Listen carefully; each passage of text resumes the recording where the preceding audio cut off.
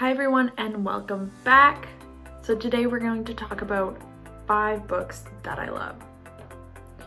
So our first book is one of my favorites, although I'd say that about any of them, and it's All About Love by Bell Hooks. This book is fantastic because it really makes you think of how you love yourself, how you love others, and how you interact in those types of situations. It gets to the point where sometimes if I'm feeling like I need a little pick-me-up or I just need to kind of understand myself, I'll go and read like a little passage from this book because there's many different chapters. Like this one is commitment, and so if you're having kind of issues within that area, you can go and read a little bit about what she says about it just to make you kind of reorient yourself and think about that area in a different way. One of my favorite parts about this is the idea that love is not a noun, but it's actually a verb. What she kind of means by that is, if I love someone and I'm doing something really mean to them, I can't also love that person because what I'm doing is not loving, because love is a verb.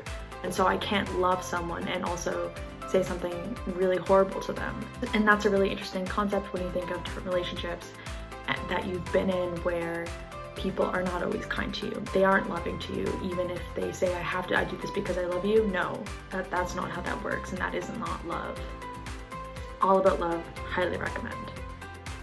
The second book I want to talk about is Will by Will Smith, and this one really hit me and helped me get out of sort of a slump that I was in, because he really talked about all the things that happened from his life, a lot of what he was doing before he was a YouTuber, before he was an actor, and how he got into music and the adversity that he had to go through, and I thought it was so gripping the whole time.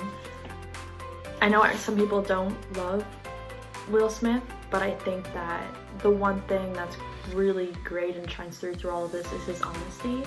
I feel like I've read a ton of memoirs where you don't really hear about people's failures or things that they might have said or might have did that they don't like or they regret, and I think that the one thing that Will does is he does speak about a lot of those things, and he speaks about his failures, he speaks about where he kind of went wrong, and I think that that's really important to include there too, because when you're reading something like this and you're learning about someone's life and you see all of the good that they're doing and the success that they're receiving, that's one thing. But if you understand, like, no, they're just like you and I, they have these flaws, they have these character traits that they might not love or might not be the best person, and I think that's in everyone. And so it kind of shows, like, he's up here, he's so successful, and yet he has these failures, and this is how he kind of works through them and makes his life better.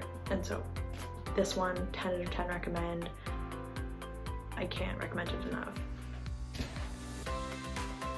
The next one is one that I read a long time ago called Brave Not Perfect. And the author of this book basically went through her life trying to be perfect, and that's something that I kind of very much relate to, and she didn't really notice that until she was in university. The author of this book is also the founder of Girls Who Code, and she talks a lot about how, as females particularly, we are taught to be perfect. We have to get the best job, go to the best school, but we aren't really taught to be brave. We aren't really taught to stand up for ourselves. And so she really shows that no, you need to think for yourself, be brave, don't just kind of go along with what everyone tells you, because that's what's going to make your life better and going to help you fulfill your dreams. And so I think that that's a really good message, and especially reading this at a time where I was kind of going to law school and going through all those motions, it shows no, like, really think about what you're doing and be brave and follow those dreams. So Brave Not Perfect, great book. The fourth one is one by Beverly McLaughlin. If you are in Canada, she is a Supreme Court judge, and I've read a ton of her decisions through law school, and she wrote a book here called Truth Be Told, the story of my life and fight for equality. And I was so inspired by this book.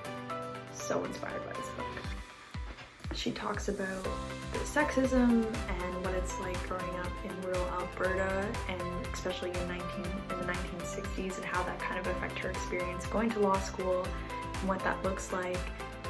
Another thing that she does is goes through some of the decisions that she went through and gives us some context on what's kind of happening and what's kind of the thoughts in the mind. So Beverly McLaughlin, you might not agree with all her decisions, but she is an excellent writer and has made some really fundamental and important decisions, so it was really cool to hear her perspective on those.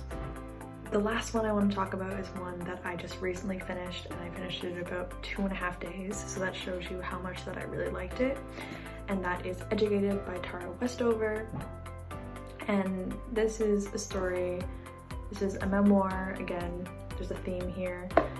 Basically, she grew up in Idaho to a Mormon family, and they were a type of family who they didn't go to school, they didn't believe in a lot of these institutions run by the government specifically, and it was also a household where there was violence and there was a lot of injuries that happened along the way as well, and how she decided to go and get an education against sort of the wishes of her family, and ended up at Cambridge University and ended up at Harvard and ended up getting her PhD. So it's a really interesting book that gives you sort of a perspective that if you aren't from this sort of area or even a rural town, you don't really get or you don't really understand. And so it was a great book, and I was gripped every single page along the way. So that was the last book. I hope you enjoyed it. These are 5 of my all-time favorite books that I've ever read. Please subscribe below, and I'll see you next time.